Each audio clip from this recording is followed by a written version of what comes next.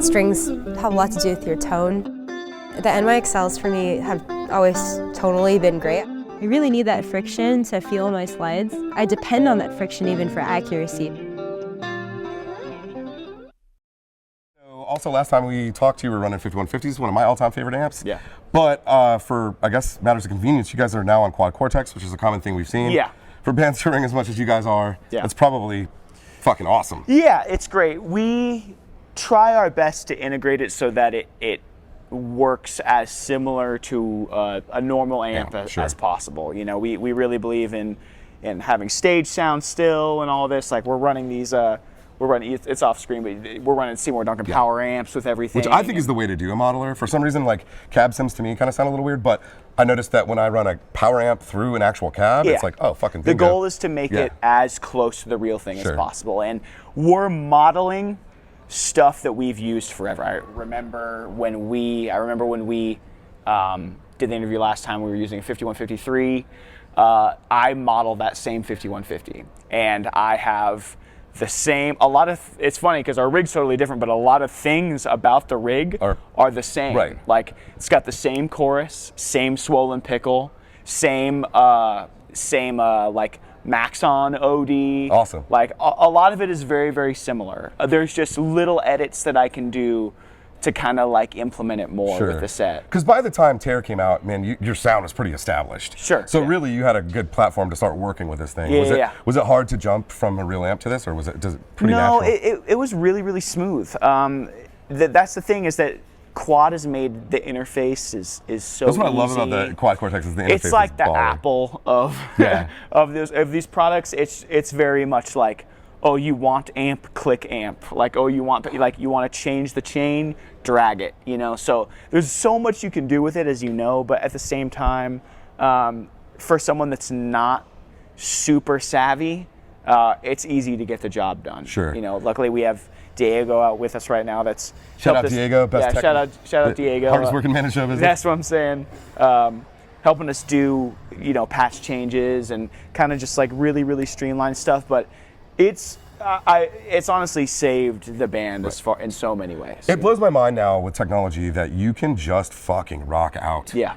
You know what I mean? Like, that's all you have to do. Yeah. Like, if you wanted to, you could literally send an Ableton session to it and have it make your changes for you. Like, fucking brilliant. Love Exactly. that. Yeah. And like I said, that's been a whole thing. This is actually the first tour where we are testing out the like MIDI patch changes. It's the first time ever. Wild. And it's wild. Yeah. It takes a lot of work to get it like super implemented. Like I said, again, shout out Diego, who's really, really helping us out with it. But it's been pretty smooth so far. This is only the second show, so we still got little kinks to work out, but it's been great, man. It's been great. The quads work out great. Shout out Ibanez for providing me with these awesome guys. And it's beautiful. Ibanez, dude, I think this guy needs a signature. It's about time, man. Yeah. I mean, you'll just be playing breakdowns on it, but it's fine. And that's fine. We can make caveman riffs on this guitar. Please just name it something normal. Yeah, no solos or leads allowed. Just stupid. Okay, so beyond the Quad Cortex, the only thing you're running on your board right now is the freeze pedal, which you guys are kind of just using for in between songs. We are using freezes for the tuning. Yeah, so like I said, all tuning is implemented in the set.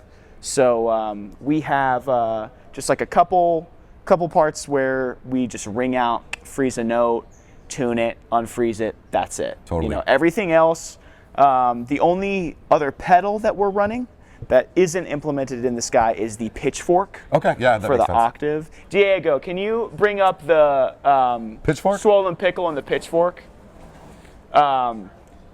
Just to see how it sounds, the pitchfork in the chain.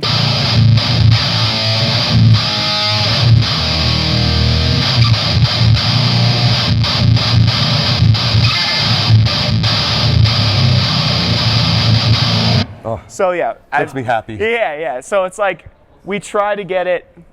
Like I said, you saw last time, like many years ago, that I was just trying to be obnoxiously heavy and just super powerful, but like clear so you can hear everything.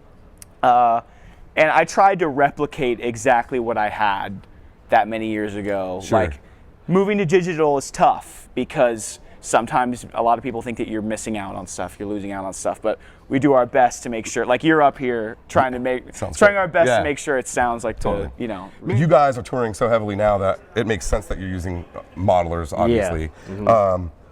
Why the Quad Cortex as opposed to anything else on the market? So before Quad Cortex, we were on Kemper for a little bit, and it sounded amazing. They're just so heavy, you know what I mean? And whenever we made the switch to Quad Cortex, I think the UI is just like way easier to navigate.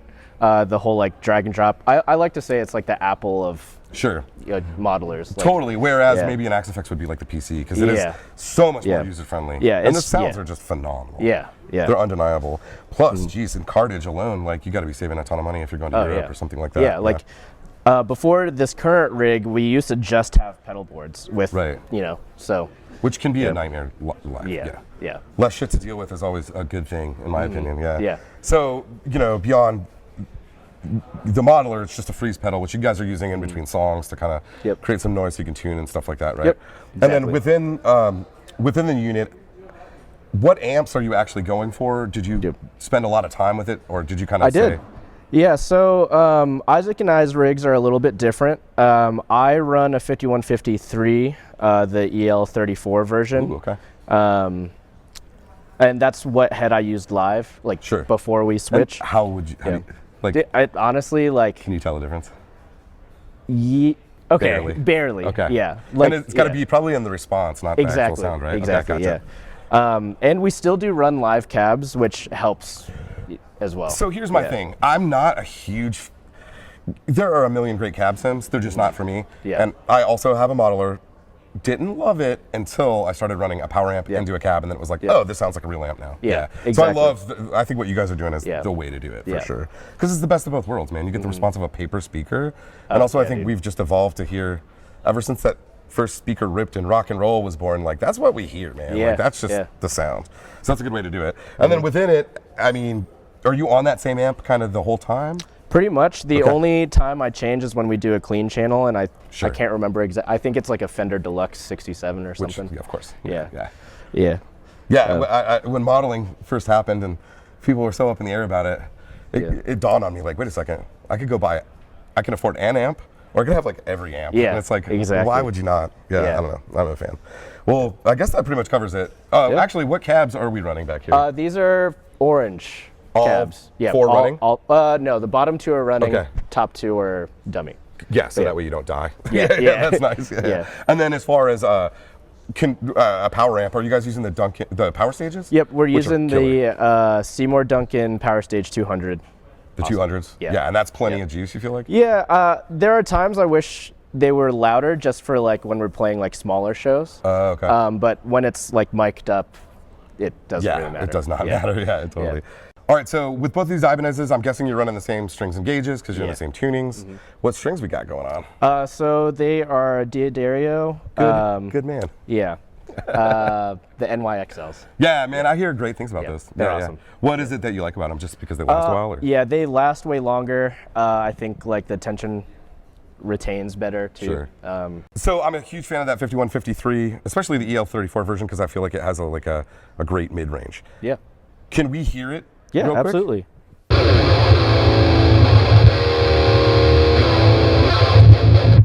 Yeah, nothing does it like it. Yeah. It sounds awesome. It's so good. Every iteration of the 5150 I think is great. Yeah. But it just kind of gets better and better and better every time they release one, man. So, all right, beyond that, what kind of modulation effects do you have going on here? Because I know you probably have this set up kind of like a stomp box, right? Yeah, so the first top scenes are like my my different amps, and then my bottom four are all my stomps. So I have a chorus.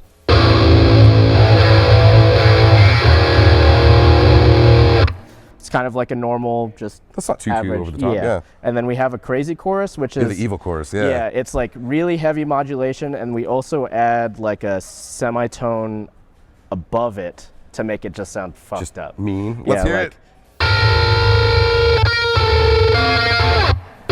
You know, nightmare fuel. Yeah, love it. Like just like all the stabby chords are gonna sound crazy. And then this one is just an octave.